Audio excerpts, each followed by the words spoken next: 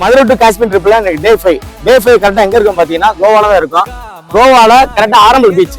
இந்த ஆரம்பல் பீச் எங்க இருக்கு பாத்தீங்கன்னா கரெக்டா பாகா பீச்ல இருந்து கரெக்டா ஒரு 20 கிலோமீட்டர் தூரத்துல பீச் அமைஞ்சிருக்கு. நாங்களும் காலையில இருந்து கிட்டத்தட்ட 1 2 3 பீச் அலைஞ்சு பார்த்துட்டோம். அலைஞ்சு பார்த்ததுக்கு அப்புறம் இந்த பீச் தான் கொஞ்சம் பெட்டரான மாதிரி இருந்துச்சு. நாங்க கேரளால இருந்து இந்த இடத்துக்கு வரது பாத்தீங்கன்னா கிட்டத்தட்ட 2 நாள் to 3 நாள் ஆச்சு. அது ஏன் அப்படின்னா இந்த ரோடு அப்படி. நீங்க வந்து இதுக்கப்புறம் வந்து யாராச்சும் கோவா வரதா இருந்தீங்கன்னா கேரளா டு கோவா ஸோ இந்த ரோட மட்டும் சூஸ் பண்ணிடாதீங்க. அது ஏன் அப்படின்னா இன்னும் வேலை நடந்துருக்கு, பால வேலைகள். கிட்டத்தட்ட நீங்க வந்து சேரக்கு 3 நாள் ஆகும். இப்ப நம்ம இந்த சரி வாங்கடா கோவாவுக்கு தான் வந்து முடிச்சுட்டோம், நம்ம கிளம்பி அடுத்த ரூம் போடுவோம் சொல்லி சொன்னா இந்த பீச்சுக்கு வந்ததுக்கு அப்புறம் இன்னும் எங்கேயுமே இந்த பீச் விட்டு நகர மாட்டாங்க. இது முக்கியமா பாத்தீங்கன்னா இவன் தான் இந்த பீச்சை விட்டு வெளியிலே வர மாட்டான். இவன் பேரு தான் அன்பு. ஓகேவா?